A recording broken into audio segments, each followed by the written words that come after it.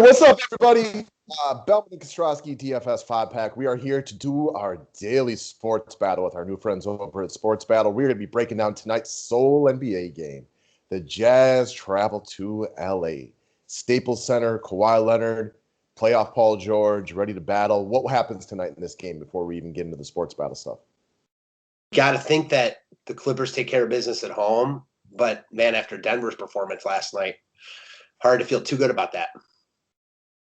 I was never really, I don't know. I just think that Phoenix is really good. So I wasn't shocked at that one. I do think you're right on this one, though. I think the Clippers take care of business at home today. I don't think they blow them out. I think they're going to win the game, though. I agree. I have not checked. Have you noticed if Mike Conley's? I thought he was still probably not playing, but. What's that? I thought he was still probably not playing. Okay. I hadn't looked yet today. I meant to do that before we got on here. We'll take it as it comes. I'm assuming we probably don't have firm news yet anyway. Yeah, I'm sure they're trying to wait until the very last minute. I thought I saw that he was – I don't know. Maybe I'm completely mistaken. Well, let's check it out, guys. Again, these are our new friends over at Sports Battle. If you got an Apple phone or if you have an Android phone, you're part of them that probably, I don't know, 95% plus of people are going to be listening to this. You can go to the App Store, check it out. Otherwise, Google Play. You guys know where to get apps. This is Sports Battle. They are a new up-and-comer in the DFS world. We've been working with them closely the last couple days, talking about their NBA stuff. They got a bunch of different sports up there. As far as the rules go, and we've covered this on the other ones, as far as the scoring system, it's very, very close to DraftKings. You know, the one difference is steals and blocks get 3 points instead of 2. There's no double-doubles, triple-doubles. But outside of that, you know, take it as something that's very, very similar. You can download the app. You can read through the rules a little bit more carefully.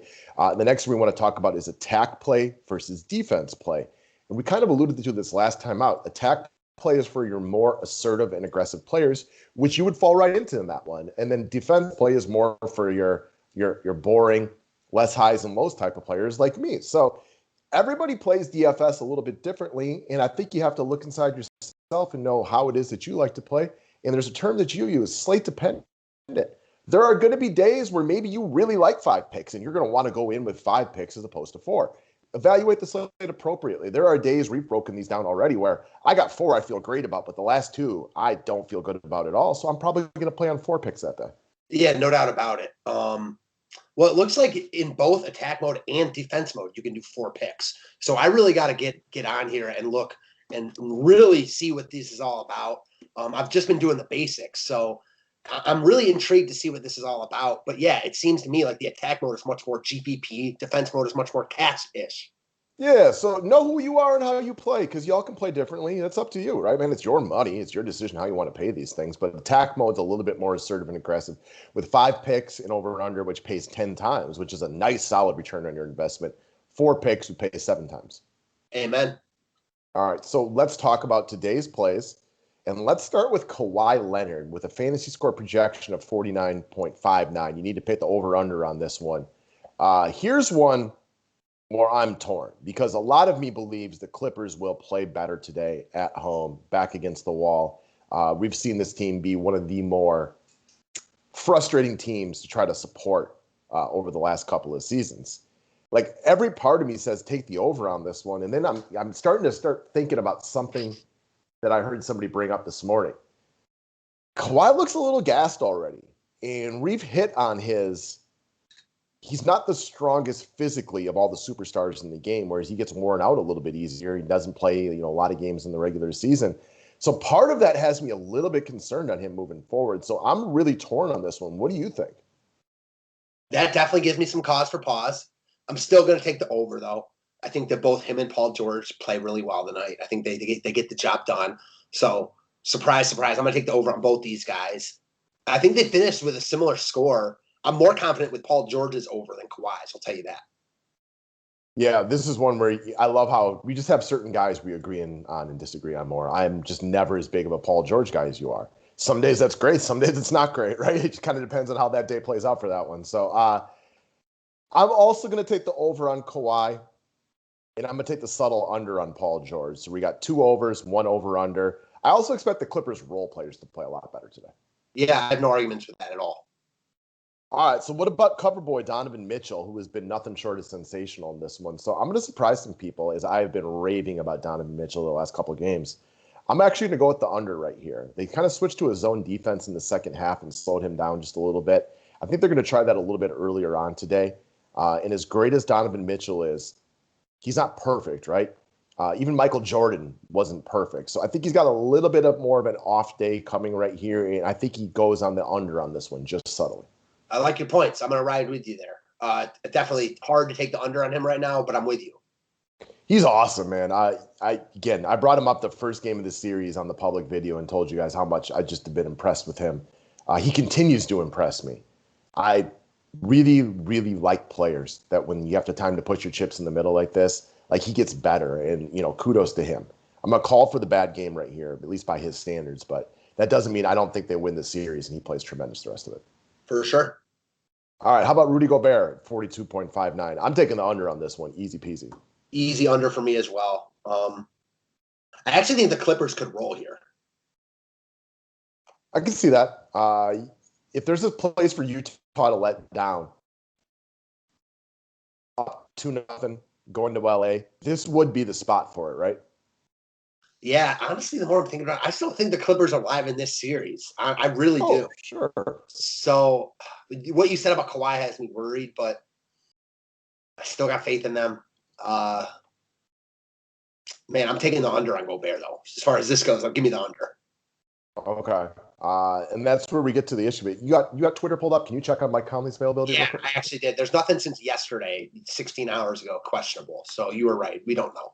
Yeah, that's kind of what I assumed. It's hard to predict a Mike Conley without really knowing. If he's like a full go, I'll take the over all day on him. I struggle to see him being a full go, though. So I would really kind of wait this one out on reports. But like if they say Mike Conley's good and they were just being cautious in game 2, not playing him, then I think the over 32 is obviously where I would go on this one. But I doubt. I struggle to see that being the scenario. I agree with you. This is a hard one to break down, but if you told me he was a full go, it'd be the easiest one on the board. I still think it might be an over. Yeah, I love Mike Conley. I think this is one of, to me, a very underrated basketball player. In a day, and especially guys like me and you who, digest stats all day long, it's easy to not get a full appreciation of who Mike Conley is. But I have a massive amount of respect for him as a player. I'm with you. So, and then below that, we got Reggie Jackson. And kudos to Reggie Jackson. He played the game of his life the other day. He was awesome. I'm still going to go on the under, though, right here, only because the Clippers have continued to play around with the role players, which might be one of their issues. Maybe it's not, maybe it is, but I'm not going to bet on Reggie Jackson on the over right here, so give me the under. I'm not either. I do expect the role players to play better, but I don't know which ones, so I'm going to take the under on Jackson. I mean, that's legitimately what I put up in the write-up the other day for this one. Like, the reason I felt good about Marcus Morris, who was good, not great, is that all the other role players don't seem to have an established role. I'm pretty sure Rondo was a DNP the other day, and Patrick Beverley started playing big minutes. They're probably trying to figure out what to do with Donovan Mitchell, and they just can't quite figure it out. So this game's intriguing to me tonight. I definitely expect the Clippers to win, but I'm intrigued to see how it plays out. Yeah, same. I'm with you all over there. They are a frustrating team. So last year when they choked against Denver, we kind of broke it down. You have two very, very good basketball players in Kawhi Leonard and Paul George. And as hard as I am on Paul George, there's no denying he's a very talented and good basketball player. But he's one of the mentally weaker superstars in the game. And then Kawhi Leonard is one of the physically weakest, where he just cannot put up with the aches and pains, and he just doesn't have the body to withstand. He's not LeBron James, right? Yeah, this is definitely true. So, I don't know. They're an interesting team.